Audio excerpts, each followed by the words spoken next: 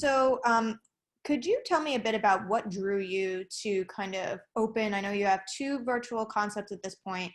Kind of what drew you to get into that world? Made a lot of investments in 2019, not knowing how critical they would become as we entered into 2020. And as we were trying to pursue sales, one of the first things we did was we had planned what we called a family meal deal for our off-premise dining. So you could order for a family of 4 to 6. It was a package deal. We had 6 offerings at $29.99, and then we added the $39.99, and then we added the $49.99 version.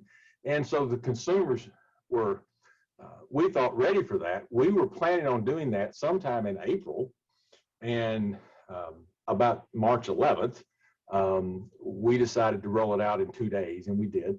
And the team did an amazing job of doing that. But as we began to process through all of that, we realized we needed alternative channels and avenues to bring revenues.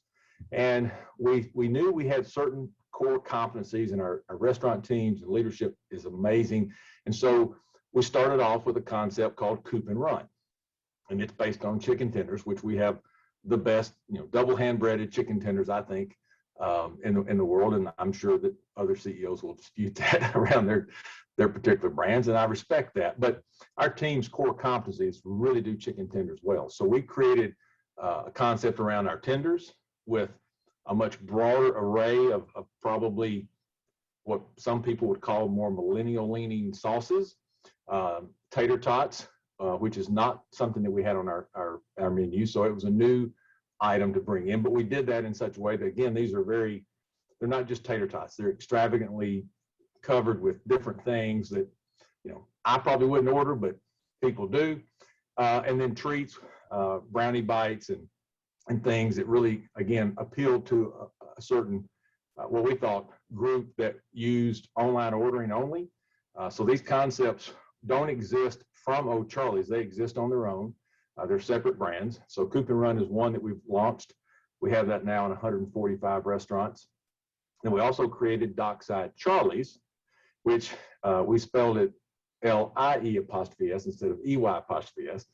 And it, again, plays to our great, extraordinary competencies around seafood, both grilled, which goes through our new oven technology, and then the fried parts, and added a few items that we don't have at O'Charley's, but again, playing with our core competencies of what our team can really execute, and then packaging it, moving it through the delivery channels. And it's been amazing.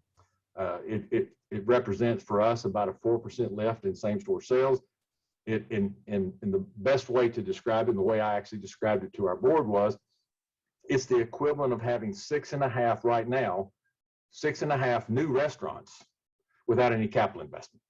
And so, to what do you attribute the growth and success of these brands?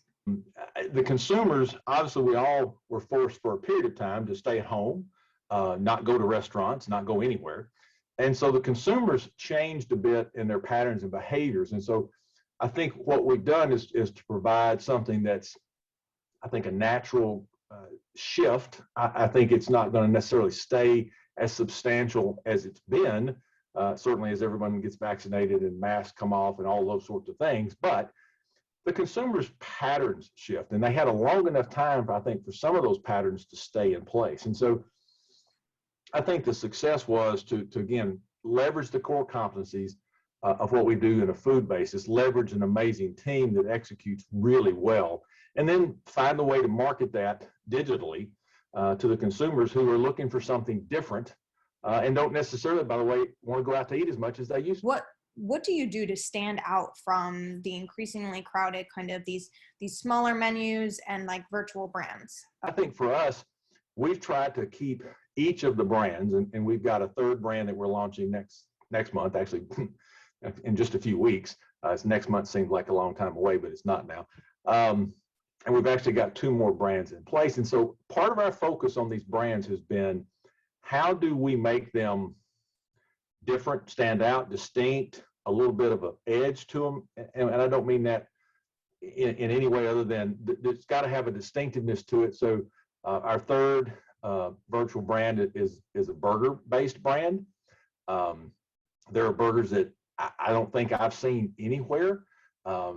Again, a wide variety. We've got one that has, coleslaw and barbecue on top of a hamburger bun.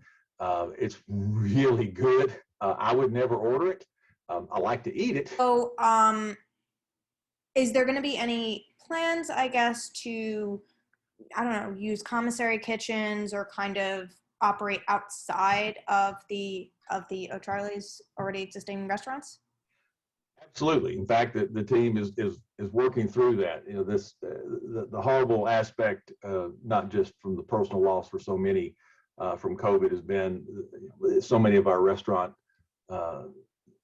brethren have lost their restaurants. They've closed restaurants, and we've closed some as well through the last, not as many in the last year, but still, there's been a lot of restaurants that didn't survive, and so.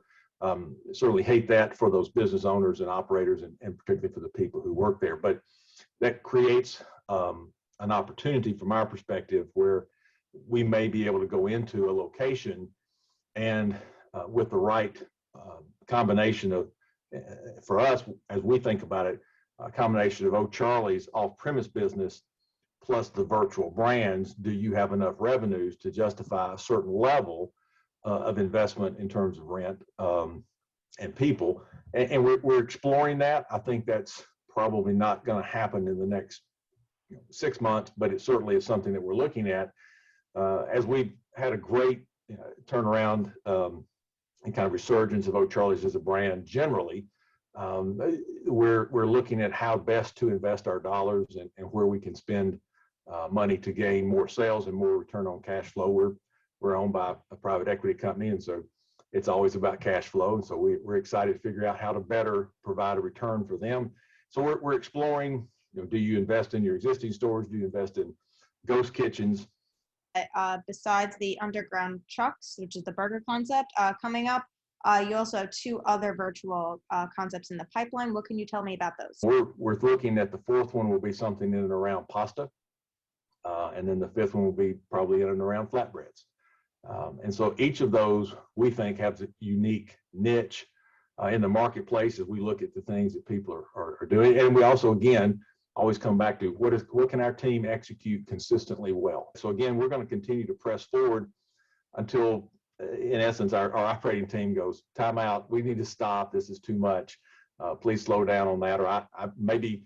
And so I don't know that all, certainly not all 152, but I'm not sure all 145 that we've sort of slotted for these virtual brands will ultimately have all 5 concepts.